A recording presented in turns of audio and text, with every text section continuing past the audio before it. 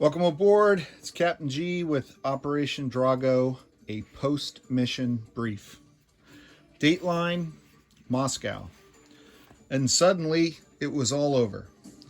Following the U.S. nuclear strike outside of Smolensk, a group of Russian reformers, led by the first secretary of the Moscow City Party Committee, Boris Yeltsin, staged a quick, efficient, and relatively bloodless coup. Overnight, they succeeded in removing the General Secretary, Minister of Defense, Chairman of the KGB, and most of the Politburo members leading the war efforts, preventing the use of even more nuclear strikes on NATO and possibly the US. Massive crowds of thousands of people spontaneously took to the streets in nearly every major city in the Soviet Union, protesting against the war and calling for an immediate ceasefire before their cities disappeared in Western nuclear retaliatory strikes. The president sent a U.S. delegation led by the vice president with the joint NATO representatives led by the West German chancellor to Moscow to participate in peace talks with the new Russian leader. All right, so with that, let's review the final victory conditions. At the end of 13.4, we talked about where we sat. And I'll take you over there on the chart, and then we'll talk about the final score, some of strategy, key moments, and other events of Operation Drago. So you see the victory conditions here with this Warsaw Pact having no NATO territory under their control and earning their side no victory points. There are only two victory points for the Soviets having a territory with IPP value in either Central South America or Africa, and in this case this is South Africa. And then they did have Tehran and they did have Macau, so that's two more victory points. So it's a total of 4 for the Soviets.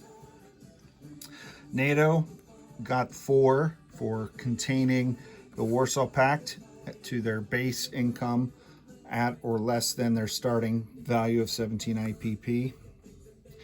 And then they get they control 2 territories at 2 victory points each. In fact, they control 3: East Germany, East Czech, and Bulgaria, but they only get points for 2 of them. And then on the U.S. side, the U.S. failed in most of their victory point conditions, including the SDI tech, but they did have 2 victory points to contribute for controlling or keeping communism out of North and South and Central America, i.e. the Monroe Doctrine. So with those points to the positive, we discussed, I think briefly, all of the joint bases. So it's not every single base on the map. It's a base with a Soviet symbol that's under US or NATO possession. You lose a quarter point for that. So that's 1, 2. And if I go down here to Angola, for example, there's a port and an air base. So those 4 bases alone being in US possession would be -1 point. And then for NATO in the US, over here in Djibouti, 2 more points with NATO symbols. So it's a half point between the 2 of them. And then you come over here, 2 more bases with US symbol that are under Soviet occupation. So that's a half point away from the US. So the final score, sorry. Try to put you in the base so it doesn't tip. And of course the thing tips. Okay, so the final score with the deductions are Warsaw Pact 0. Soviet Global had the 4 points, and then they had 2 nuclear bases destroyed. These are the 2 bases up here in Murmansk that were occupied by the Italian commandos. Those are worth half a point. each, so a full point loss for Murmansk. And then they had 6 such Allied bases. I think the others were up here in Warsaw Pact, East Germany, and West Czech. So they lost 2.5 points out of the 4, netting Soviet Global Command a total of 1.5 points. Okay. For NATO, they're 8 points. They had a half-point loss for the destruction of this minor city, Madrid. And then the 2 bases that we showed in Djibouti, so that's 1 point deduction, so they end up with 7. The U.S. had only earned 2 victory points and had the 2 bases that I showed in Diego Garcia, so they ended up with 1.5 victory points. So the U.S. ended up with as many victory points as the Soviets, 1.5. But I want to point out that the final turn, that final 13.4 turn, in and of itself, was a 3 victory point swing where the Soviets lost Suez, lost Angola, so that's 2 victory points. They also lost those 2 bases, so it's 2.5 victory points they lost. And in Suez, there were 2 U.S. bases, an air base and a port. So the U.S. would have lost a half point, but they got that back. So there were some, as we said, big moves, big changes happening at the end of the game. So, okay, I think that's good enough, as long as you don't slide again. All right, so that's the victory final. NATO and U.S. score 8.5, and Warsaw Pact and Soviets 1.5, but it was very close. And as you saw, there were big swings of points at the very end. And had these cities been totally destroyed, not just damaged, it would have been more chaos and more damage for the Allies. There were 2 expansions that we did this game, battleships and battle cruisers.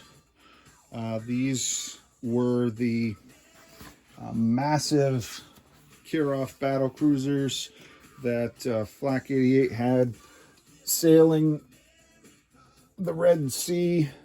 Well, actually, it didn't have any in the Red Sea, the North Sea and the Med. And then, of course, the U.S. battleships that both eventually ended up in the same task force in the Med. As the U.S. player, I loved the Tomahawk cruise missiles coming out of those battleships for hitting targets ashore. And these things were very powerful in their anti-ship missiles. And I tried to avoid the one in the Med and didn't even engage the Northern Fleet ship to ship. I tried poking at it with some anti-ship missiles, but 2 of them with 2 cruisers. This fleet, I'd have to have completely abandoned the Med to get a force large enough to go up there, and I could not do that because of the need for the Med. So this thing was free to rain terror all over the North Sea. I really enjoyed that expansion. The other expansion that we did was Naval Air, and I'll tell you, I absolutely love this expansion. And basically, it created the ASW helicopter, which I'm a big fan of, big proponent of, and it put Yaks, naval fighters, naval attack bombers, naval ASFs, forced them to operate either from a carrier or from the limited naval air stations on the map. And I thought that was very impactful. It made the fleets valuable. It gave the unique flavor to the game, one that I'm particularly a fan of as a retired Navy. Also, with the good comes the bad from the U.S. perspective. These Tu-22Ms were ship killers. And that ties into some of the key moments of the game, but their ability to launch 2 ASMs from a distance of 2 away, not just 1 away, really gave them a lot of firepower in the game. They were devastating to my Indian Ocean Task Force, my Persian Gulf Task Force here. And as that task force limped back home, the attacks from Flak 88 were relentless with those things, and they really dictated the movement of my fleets for the entire game. I had to know where were my missile ships. I didn't have anything strayed about as much as I could avoid it, and I had to move in synchrony with the U.S. moving first, and then this NATO moving second to keep their ships together for protection because of these things. These two things here controlled all NATO and U.S. ship movements throughout the game. So I loved them. I thought it was a great expansion. So the random events, so there were the Libyan terrorists. That was a lot of fun. It gave a lot of benefits to Warsaw Pact, and then it was a lot of fun early in the game. I mean, it was costly to NATO, but I enjoyed doing the strikes and hunting down the terrorists wherever they were. It was fun, and I give kudos to Flak 88 in controlling the diplomacy in Libya and not aligning them, because if he had aligned Libya, then I could have attacked it, but I couldn't attack it. I couldn't declare war on Libya until after Egypt was aligned. Otherwise, Egypt would not align with me unless attacked. So, which is eventually what happened. But if I had attacked Libya and Libya aligned, Egypt would not have aligned with me. But if Flak 88 aligned Libya first, then they would automatically align. And that's what I was going for, but he never did that. So that's the point I was trying to make awkwardly. So I thought he did a good job with that. The other expansion, of course, was the Indian-Pakistan border war. And I don't think I did very well at all on that. And Pakistan got wiped out right away. Flak 88's first attack allowed him to get the authorization to use nukes, and because Pakistan's casualties were so light, only one dice, I could never roll that, and it was really apparent that India was going to overwhelm Pakistan. So you may or may not have noticed, but I all but gave up on Pakistan. I built a couple interceptors that I had planned to fly away as soon as I could, and I built some ships. I was abandoning Pakistan, but Flak 88 basically owned all this part of the world, and it gave him a ton of money.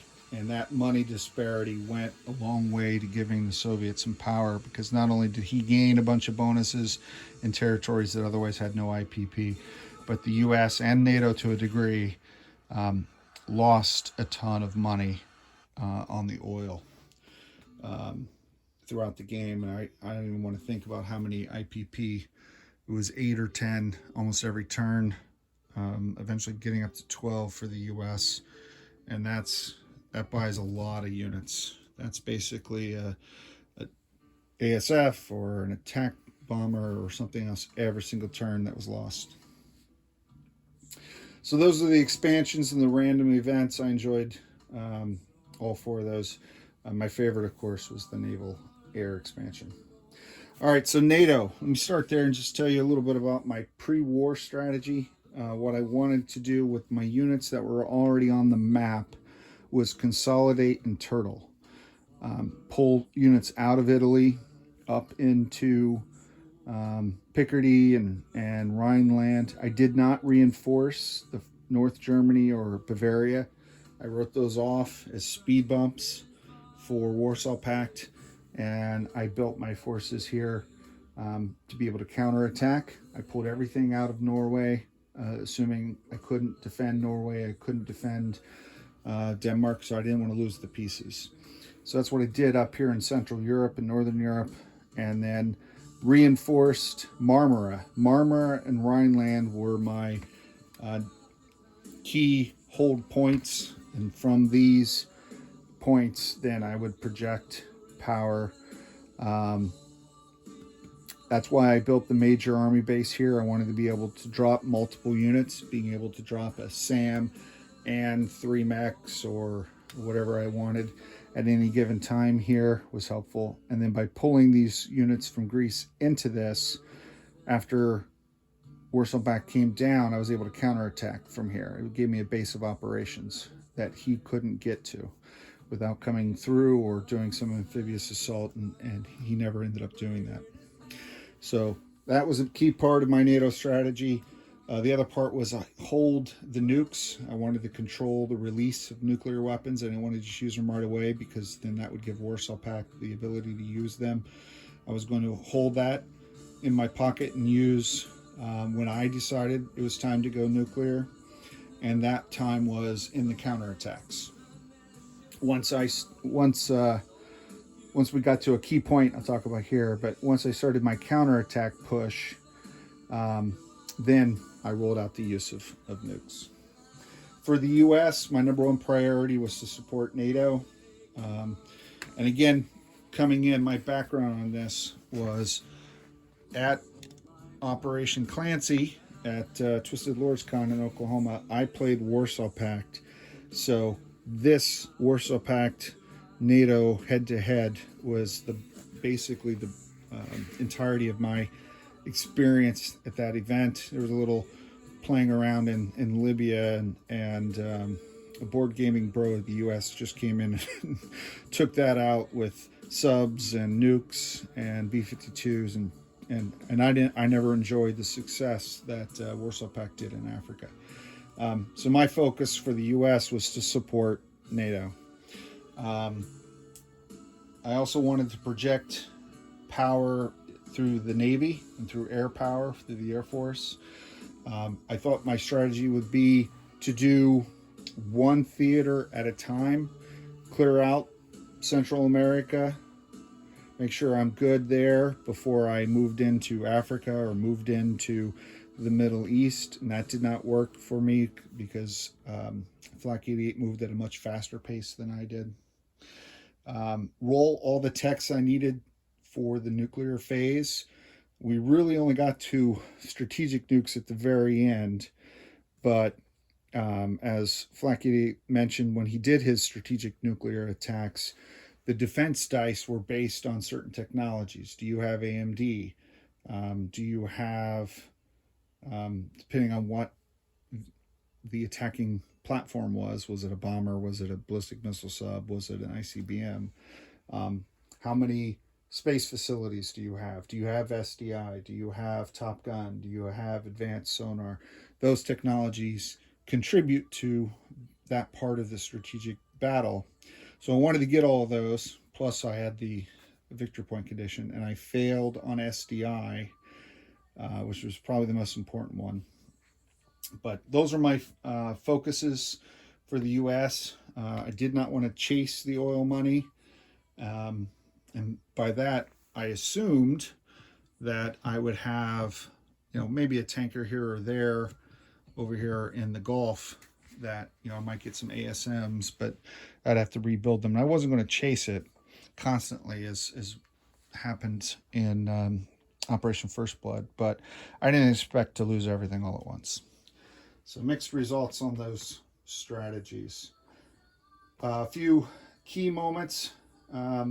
As I mentioned, the Tu-22Ms and their dominance over the Indian Ocean and their ability to devastate the U.S. Naval Task Force. I thought I had a ton of extra ships because of Pakistan and because of what I sent.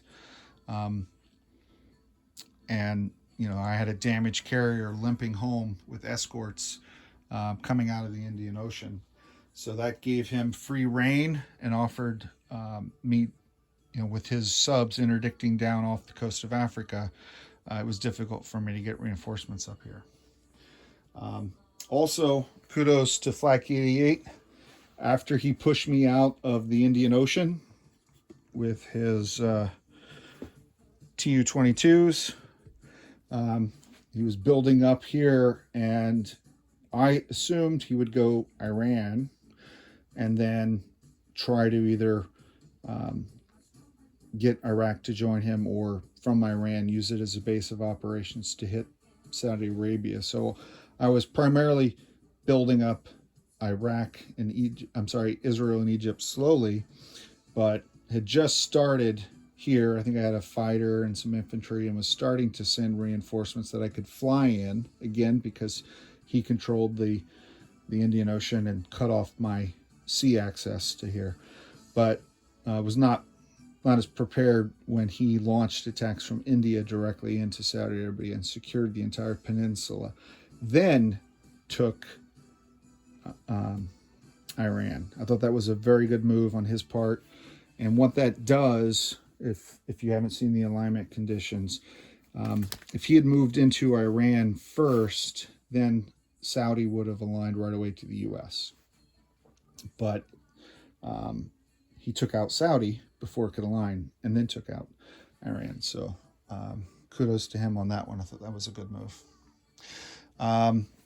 Key moment in Europe, obviously, was the battles after the initial attacks in North Germany and Bavaria and the NATO counterattack. He launched a second wave of attacks, and his plan was to hit Rhineland heavy, because he knew I had air assets there, including A-10s, which I fell in love with in this game. And then his forces in northern Germany were to blitz into Bavaria. And I made it was a tough call, because Rhineland was my cornerstone of my strategy with Marmara, but I decided to scramble my air to the defense of North Germany with the intent of taking more than 2 turns and avoiding his SAMs, avoiding his ASFs that were sent here to kill those assets, making them useless to the attacker.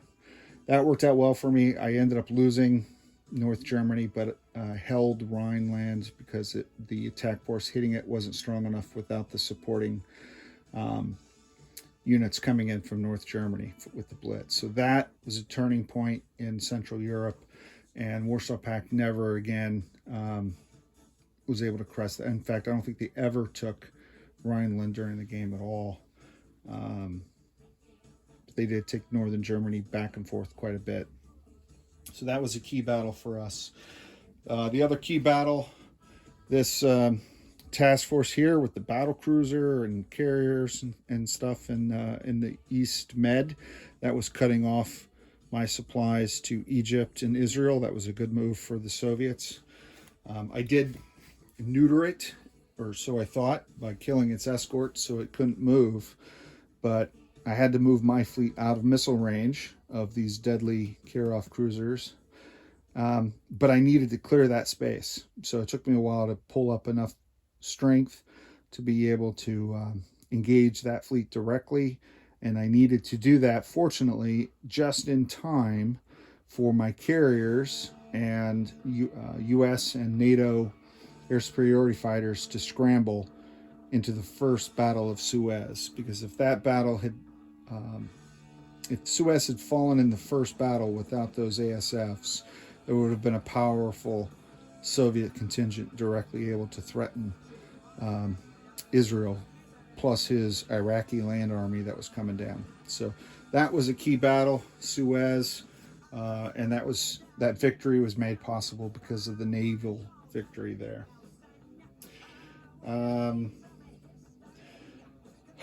Late game, a delicate thing that we had to work around as Warsaw Pact started to collapse was NATO had to slow roll the advance. I took out his 2 major army bases with the U.S. and NATO. That gave the U.S. a place to build units, so I wouldn't have to build them in New York and ship them across the sea. I could build them here. I could take NATO resupply here. So this was a great base for the U.S. But there are 3 territories for Warsaw Pact: Romania, West Poland, and East Germany. If those 3 are all captured, Warsaw Pact surrenders. and their pieces are removed and they're out of the game. And while at first that looked like something I wanted to do, that looked like a desirable outcome, if I only got 2 of them, then that would automatically trigger the release of those mobile IRBMs, intermediate range ballistic missiles, strategic nukes, that Warsaw Pact could then rain down onto NATO. And you see the damage just one round of ICBM attacks from the Soviets did to NATO. And he had 4 of those things sitting here. So I had to work out a plan to build up my forces strong enough to contain Warsaw Pact, but not kill it, and then figure out a way to get to East Poland. So that's why I sacrificed a couple U.S. armored cores to kill those strategic assets. And then NATO coming in, and I think it was NATO who did it, strategically isolate and kill his theater missiles. Once that was done, then it could have been possible to wipe out Warsaw Pact and force their surrender. But at that point, he had ridiculous stacks of infantry and artillery, and you saw the nuke attacks. Didn't even kill all of his peasant pitchfork holders that he had down here in Romania. So that would have been a tall order. But what that also did was it allowed the Soviets to change their targeting from exclusively the U.S. to NATO as an option in defense of Warsaw Pact, because they lost their nukes. And the Italian commando raid up here in Murmansk, which was, because it was late in the game, I'll admit, wasn't the most strategic move. Look how you can see how costly it was to NATO, but it was fun. It was open, and I thought, let's try it and see what happens. And what happened was the nuclear devastation of NATO. So you got to be very careful with these nuclear triggers and these nuclear escalations. There are options that you could take. NATO could have attacked into Western Poland, or could have attacked early on into Romania, but that would have had nuclear consequences. And that's a fun balance in this game. It makes me think of in Global War 36 or some of the others, where you send a fleet around with transports and you take Berlin early in the game. And there's no real consequence to that. I mean, it's devastating to the German player, but it's a fun move. But if Germany had nukes, you definitely would not do that, because there would be consequences. God forbid Germany having nukes, but it's something along those lines in this game, if you will. All right, and then the last thing that I thought was critical to the key roles was the abysmal technology look of Flak 88 with the Warsaw Pact. AMD is a critical tech. All the nations need the ability to have anti-missile defense, and I almost felt bad. I never actually did, but I almost felt bad for firing cruise missiles and giving him no opportunity to defend himself. But he was communist, so he deserved it. All right, I think that's all the major points that I wanted to hit on. It was a great game, a lot of fun. I think it was eye-opening for me. I learned a lot, still made mistakes up until the very end, and I apologize for that. Never want to confuse you, the audience. You are probably just like me, is excited and eager for this game to fully come out, and I feel fortunate to be able to play it and share it with you and be part of that team. But the US Global, very difficult to play. There's a lot of stuff going on, demands all over the theater.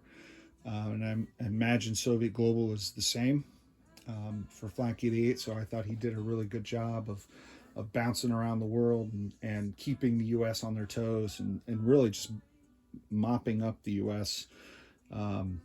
Everywhere we ran into each other, except for here in NATO, which was my center core.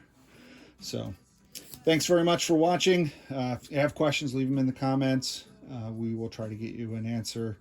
I want to thank again Flak 88, my partner, and playing this game with me, and then also to Admiral Seabass and the whole design test team that worked on this for a lot of time before to get us to this point, but also Admiral Seabass and being part of this game platform and reviewing our moves and making sure that to the best of our ability we were giving you a good product that represented the game accurately.